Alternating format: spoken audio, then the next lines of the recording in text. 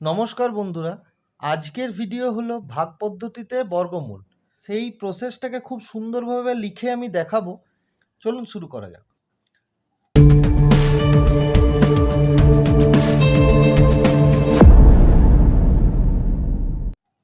First যে উদাহরণটা আমি দেখাবো সেটা হলো 484।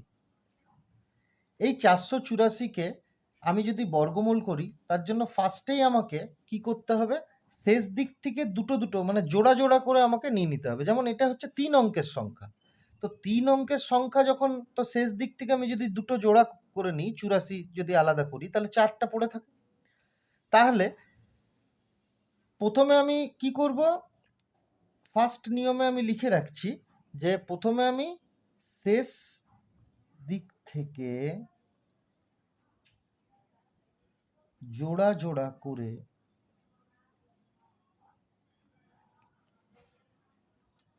মাথায় দাগ দেব। এটা হলো ফার্স্ট পয়েন্ট। এবার দ্বিতীয় হচ্ছে যেটা বাকি রইল 4। এই 4-এর জন্য আমাকে প্রথমে বর্গমূলের নামতাটাও জানতে হবে। বর্গমূলের নামতা যেমন 1 1-কে 1, 2 2-গুণে 4, 3 3-কে 9, 4 4-এ 16, 5 5-এ 25 এইরকম। তো এখানে আমার আছে 4। তো আমি দেখছি 2 2-গুণে 4 করলেই এখানে আমার 4 চলে আসছে, হয়ে গেল। তার মানে দ্বিতীয় হচ্ছে বাকি বা প্রথম দিকের জোড়া বা একটি সংখ্যার জন্য বর্গমূলের নামতা ব্যবহার করব। দ্বিতীয়ত 84 নেমে গেল, মানে জোড়ায় নামবে। বর্গমূলের ভাগের মানে ভাগ পদ্ধতিতে বর্গমূলের নিয়মই হলো যে জোড়ায় জোড়ায় নামে। কিন্তু তো এখানে যখন 84 নামছে, এরপর কি করা হয় যে এইদিকে আবার দাগ দেওয়া হলো, এই 2-এর যে দ্বিগুণ, 2-এর দ্বিগুণ হলো 4। এই 2-এর দ্বিগুণকে এখানে আমাকে বসাতে হবে। মানে 3 নাম্বার প্রসেসে যাচ্ছে যে ভাগফলের দ্বিগুণকে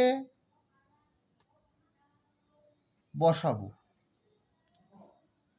নেক্সট এইখানে যে সংখ্যা আমি বসাবো সেই সংখ্যা দিয়েই আমাকে গুণ করতে হবে, গুণ করে যেন এটা আসে। এবার কথা হচ্ছে এই যে 484, সেটা কিন্তু একটা পূর্ণবর্গ সংখ্যা। যেখানেই আপনার পূর্ণবর্গ সংখ্যা হবে না সেখানে কিন্তু আপনার ভাগশেষ থেকে যাবে, কিন্তু পূর্ণবর্গ সংখ্যা হলে সেটা মিলে যাবে। যেমন ধরুন এখানে যদি আমি 2 বসাই তাহলে আমি 2 দিয়েই গুণ করব, তাহলে সেটা আমার গুণ করে কত বেরোবে, 84। তাহলে 84 আমার মিলে যাচ্ছে। কিন্তু যদি মনে করুন এই 84-র জায়গায় আমার 86 থাকতো, এটা যদি 486 থাকতো যেটা পূর্ণবর্গ নয়, তাহলে এই 84 বসালে আমার ভাগশেষ এখানে 2 থেকে যেত।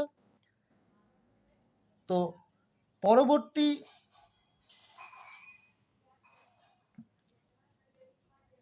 4 নাম্বার জিনিস হচ্ছে যে ভাগফলের জায়গায়, ভাগফলের স্থানে আমি যে সংখ্যায় বসাবো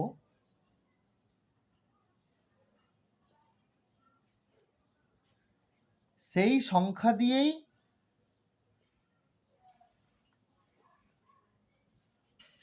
গুণ করে দেখব।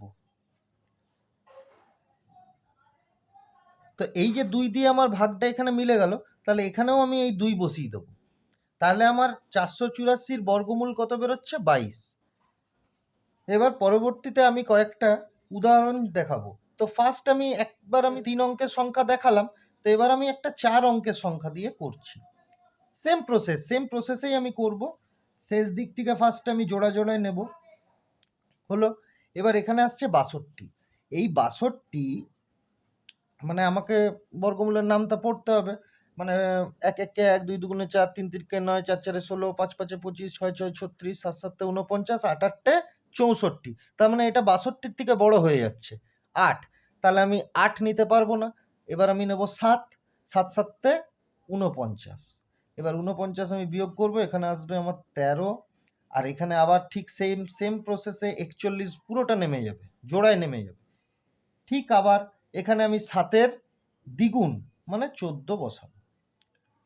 এবার এই যে ১৪ বসালাম, আমাকে এখানে তো আমাকে দেখতে হবে কত কত দিয়ে ভাগ যেতে পারে। তো সেখানেও একটা নিয়ম আছে। যেমন আমি যদি দেখাই, ফার্স্টে ধরুন ১ আর ৯, এই দুটোকে যদি আমি স্কোয়ার করি তাহলে কত আসে, মানে যে সংখ্যায় আসবে, যেমন ধরুন ১ স্কোয়ার ১, ৯ স্কোয়ার ৮১, দুটোরই শেষ অঙ্ক আসছে ১।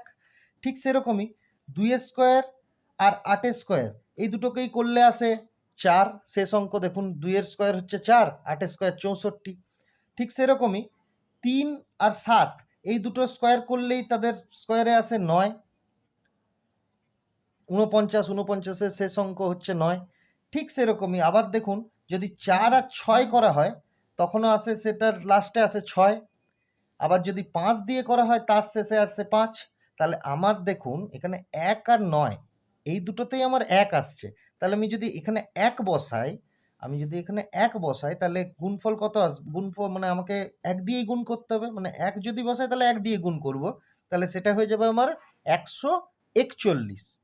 কিন্তু যদি ধরুন এখানে আমার ৯ বসাই, তাহলে ৯ দিয়েই আমি গুণ করব। যেমন ৯ ৯ ৮১, ১ হাতে রইল ৮, ৯ ১৪ ১২৬, আর ৮-এ ১৩৪। তাহলে আমার ভাগফল মিলে যাচ্ছে, মানে আমি এখানে ৯ বসাবো, ১৪১। এবার ব্যাপারটা হচ্ছে, যদি মনে করুন ধরুন এইটা আমি যেমন জানি যে এটা একটা পূর্ণবর্গ সংখ্যা, সেখানে আমার খুব ইজিলি হয়ে যাবে। আমি চেক করলাম, এই সূত্র দিয়ে চেক করলাম যে কোনটাতে ১ আসছে, ৪ আসছে, ৬ আসছে, ৬ আসছে, ৫ আসছে। কিন্তু মনে করুন ধরুন এখানে আমার ৬২,৬৪০ আছে, তখন কিন্তু আমি জানি না যে এটা পূর্ণবর্গ না পূর্ণবর্গ নয়। তখন আমাকে সেই, মনে করুন ধরুন এখানে যদি আমি ১ বসাচ্ছি, তাহলে ১৪১ আসছে। যদি ২ বসাতাম তাহলে ২ এর ঘরে কিছু আসতো, ৩ বসালে ৩ এর ঘরে কিছু আসতো, ৪ যদি বসাতাম তাহলে ১৪৪ গুণিত ৪ হতো, যদি ৫ বসাতাম তাহলে ১৪৫ গুণিত ৫ হতো। ঠিক সেরকমভাবেই আমাকে চেক করে করে দেখতে হবে যে কোথায় মোটামুটি ১৩৪১-এর কাছাকাছি আসছে। ১৩৪১-এর কাছাকাছি এলেই আমাকে সেটা ওখানে বসাতে হবে। বেশি তো আমি বসাতে পারবো না, কমকেই আমাকে বসাতে হবে। আরেকটি আমি ৫ অঙ্কের সংখ্যার আমি বর্গমূল করে দেখাচ্ছি। যেমন ১৯,৩২১। ঠিক এখানেও সেম প্রসেস, প্রথম দিক এই শেষ দিক থেকে দুটো দুটো করে নিয়ে নিলাম। এবার এখানে দেখুন পড়ে রইল ১, তাহলে আমার আর চিন্তার কোনো ব্যাপার নেই, ১ ১-কে ১ আমি বসিয়ে দিলাম।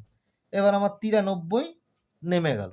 এবার ১-এর দ্বিগুণ কত হয়, ২। এবার আমাকে এখানে এমন জিনিস বসাতে হবে যেটা বসালে আমার খুব ইজিলি চলে আসে। এবার ধরুন আমি এখানে ১ বসাবো, তাহলে আমার কত আসবে, ২১। যদি আমি ২ বসাই তাহলে ২২ গুণিত ২ মানে ৪৪ আসছে। ঠিক সেরকম আমি যদি ৩ বসাই তাহলে ২৩ গুণিত ৩ মানে ৩ ৩কে ৯, মানে ওই ৬৯ আসছে। আবার যদি ৪ বসাই, ৪ বসালে ২৪ গুণিত ৪ মানে ২৪ গুণিত ৪, ৪ ৪ ১৬, ৪ ২ ৮ মানে ৯৬ চলে আসছে, মানে বেশি চলে আসছে। তাহলে আমি এখানে ৩ বসাবো। এবার যখনই আমি এখানে ৩ বসালাম, আমাকে সঙ্গে সঙ্গে কিন্তু এখানেও ৩ বসিয়ে দিতে হবে। এবার ২৩-কে আমি যদি ৩ দিয়ে গুণ করি, সেটা আসছে আমার ৬৯। যেহেতু ৪ বসালে আমার ৯৬ চলে আসছিল, বেশি চলে আসছিল, হবে না। এবার আবার বিয়োগ করছি, ৪ ৯ ১৩, এই একটা আবার এখানে এলো, মানে ৭ ৭ ২ ৯ মানে ২৪ এলো। এবার আবার সেই একই নিয়ম, ভাগে যেমন আমি করে যাই যে একটার পর একটা একটার পর একটা নেমে যায়, ঠিক সেরকম এখানেও কিন্তু নামবে। কিন্তু সেটা নামবে হচ্ছে জোড়ায় জোড়ায়। তো আমি এখানে ডাইরেক্ট ২১ বসিয়ে দিলাম।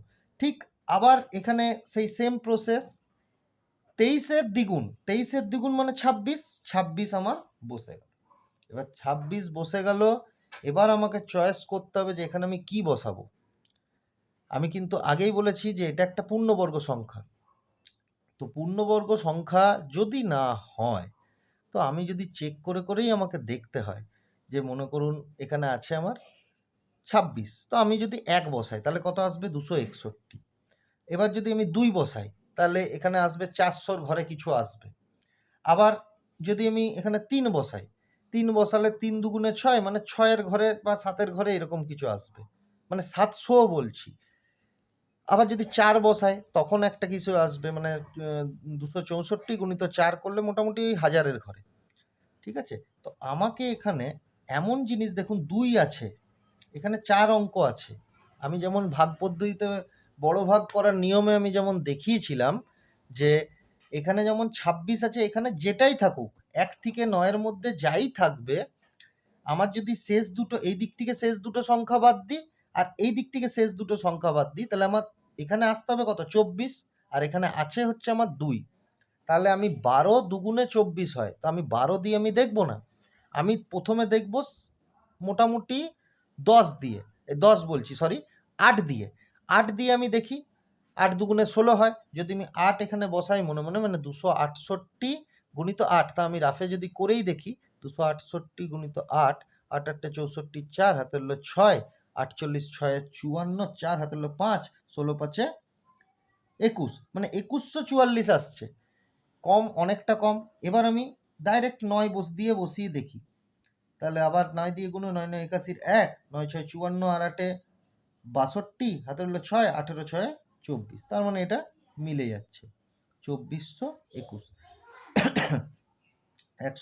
139। এবার আবারও এই প্রসেসটা যে আমি দেখালাম তার কারণ হচ্ছে কিন্তু যদি কখনো আপনার এই সংখ্যাগুলো তো পূর্ণবর্গ সংখ্যা, যদি পূর্ণবর্গ না হয়, সেটা যদি আপনাকে মানে বর্গমূল করতে হয়, তখন এই প্রসেসেই কিন্তু আপনারা করে দেখবেন। তাই জন্য এই ভিডিও দেখানো। এই ভিডিওগুলো ভালো লাগলে চ্যানেলটা সাবস্ক্রাইব করুন, আর পরবর্তী আরও ভিডিওর জন্য